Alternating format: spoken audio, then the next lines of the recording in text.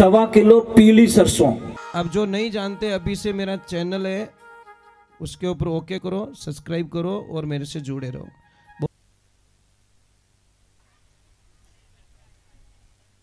जय श्री कृष्णा।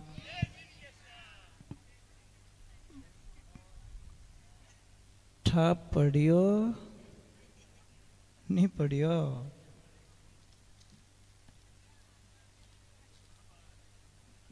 जिंदगी कितनी तेजी से जा रही है। कोई भजन में लिखे, थारी उम्र भजन जी भी ना जाए, थारी उम्र रेल जीव जाए। जैसे ट्रेन भाग रही ना, ऐसे ऐसे हमारी उम्र भाग रही है। हम सबको पकड़ लेंगे पर उम्र को नहीं पकड़ेंगे। एक बात का ध्यान रखें। चलो ये एक छोटा सा प्रसंग पूरा कर लेते हैं, गुरु जी के पास में पहुंचा देते हैं, फिर आज की गुरु आश्रम पे छोड़ के हम लोग कल प्रवेश करेंगे कथा में। बुआ जी क्या लेके आए हो? देखो कुछ तो लेके आए। ये सबसे बड़ी बात क्या होती है कि हमारा थोड़ा सा विचार अगर बदल जाए, थोड़ा सा अहिंसा हम सीख जाए ना, तो किसी को हम मारेंगे नहीं। कई लोग बोलते हैं कि ये जो मांस वगैरह वगैरह खाते हैं बड़े गंदे लोग होते हैं।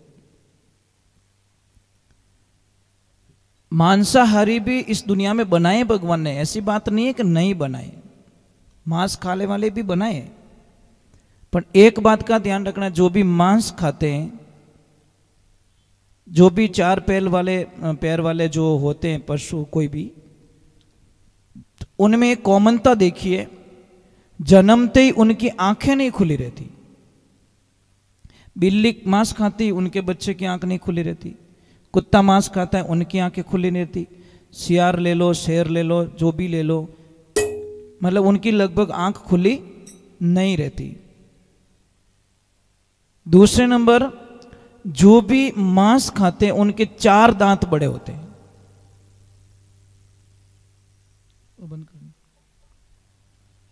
समझ में आ रही नहीं? तो उनको पकड़ने के लिए तीसरे नंबर एक और कॉमनता बताई। हम लोग डायरेक्टली उस रिजल्ट पे चले।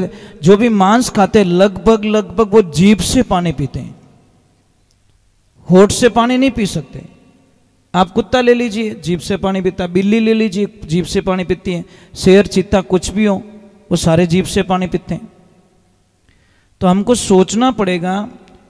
परंतु एक और विधान बताया, वापस इसी में बताया है कि अगर इंसान उस लेवल पे नहीं जाएगा तो उसका एंड कैसे होगा।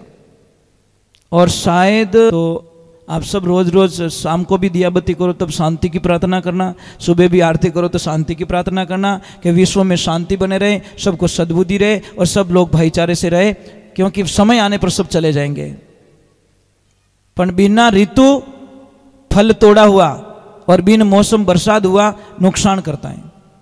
बिना मौसम रे माने बरसात रही तो नुकसान हुई, और बिना ऋतु रे माने अगर फल तोड़ोला बिना समय रे माने तो भी वही कोई काम रो नहीं रहेला।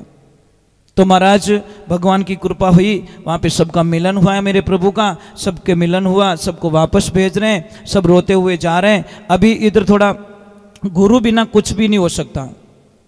तो अवंतीपुर में, उज्जैनी में संदीपनी ऋषि के यहाँ पे बलराम जी और मतलब कृष्ण के वहाँ पे मुंडन संस्कार होता है, गुरु संस्कार होता है वहाँ पे, और शरण में जाते हैं, वहाँ पे विद्या लेते हैं। विद्या लेने के बाद में आखिर में पूछा जाता है कि गुरुदेव, गुरु दक्षिणा में क्या चाहिए।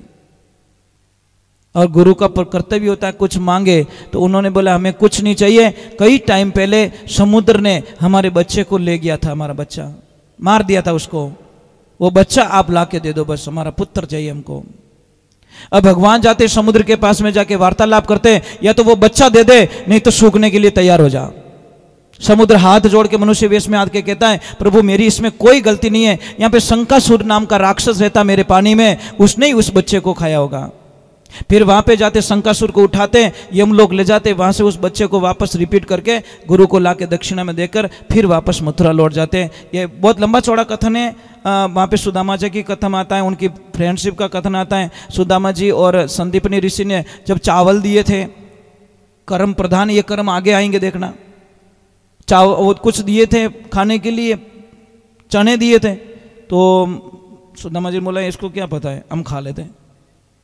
तो चने खा लिए सिर्फ, देखो छाने छाने चना खाया, कितना फोड़ा पड़िया, मतलब कितनी बड़ी सजा मिली सुदामा जी को, आप कल्पना भी नहीं कर सकते। ये कथन आगे आएगा। सिर्फ कृष्ण को बताया नहीं, चना खा लिया, बस उसकी सजा। हाँ पूरा है ना। तो चलो फिर आज का विश्राम, भगवान को वापस मथुरा आ गए गुरुधाम में जाके, और 2 दिन और बाकी रहे।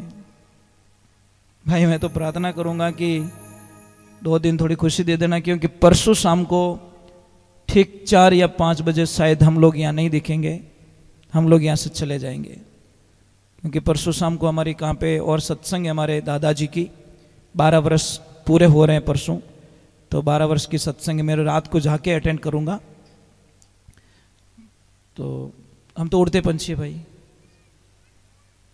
हाँ एक बात अच्छी है, अच्छा लगता है, बस गाओ नाचो खूब झूमो, मुंडा मुंह मीठो बोलनो, अच्छो बोलनो, कितोक जीणो सबसे मीठा बोलो भाई। इस जबान में अमृत है, इस जबान में जहर है। शास्त्रों में तो ये लिखा है कि रसना तू राम बिना मत बोल। रसना जबान को कहा कि जितना तू भगवान का भजन कर ले उतना आनंद आ जाएगा। और मैं आप सबको कह रहा हूं, एक लिखवा रहा हूं, एक तो कल मैंने एक प्रश्न छोड़ दिया था अधूरा, गौलोचनी किसे कहते हैं? अगर उसको कोई इसको ज्ञान हो जाए और वो आपको मिले तो बहुत अच्छा आपको घर में बेनिफिट हो सकता है। गौलोचनी कहते हैं जब गाय बछड़े को जन्म देती है, गाय के बछड़े में आप देखना वाइट वाइट खुर होते हैं, इतने इतने ऊपर का कवर होता है, वो चीज आपको ले लेनी चाहिए। कई अज्ञानी लोग लेते भी नहीं है।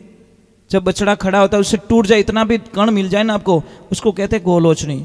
वो इतनी शुभ मानी गई है आप कल्पना नहीं कर सकते। उसको ले जाओ दीपावली के पूजन में रखो। और एक और मैं पूजा बता देता हूं आपको, 5 नारियल लेना है आपको, श्रीफल कितने, जो पानी वाले नारियल, और 5 लेने हैं गोमती चक्र।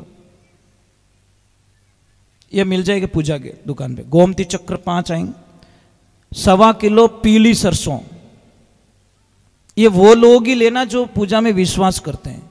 जो पूजा में विश्वास नहीं करते उनको लेने की जरूरत नहीं है। लेना भी मत, फालतू का पैसा खर्च हो जाएगा आपका, बेनिफिट कुछ मिलेगा नहीं आपको।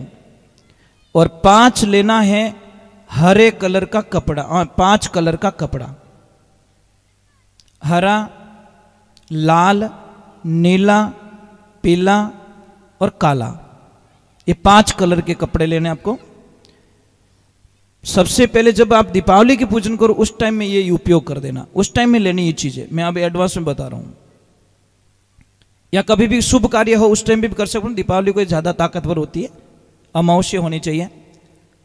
शाम को पूजा करनी है, कपड़े को बिछा दो, उसके ऊपर नारियल रख दो, नारियल के ऊपर गोमती चक्र रख दो, और 125 ग्राम पीली सरसों डाल दो, और 5 कपड़ों को 5 सबको गांठ गांठ के बांध के अलग अलग पैकेट बना लो।